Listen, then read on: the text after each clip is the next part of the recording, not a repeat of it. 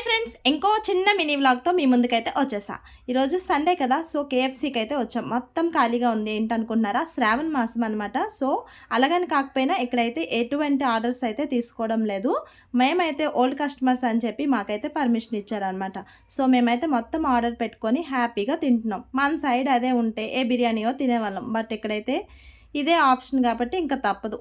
హ్యాపీగా తినేసి ఇంకా మార్కెట్కి అయితే వెళ్ళాం. మార్కెట్కి వెళ్ళిన తర్వాత ఖాళీగా ఉంటామా, మా పిల్లలు అయితే మంచి ఫ్రెండ్షిప్తో మెయింటైన్ చేస్తూ వెళ్తారనమాట.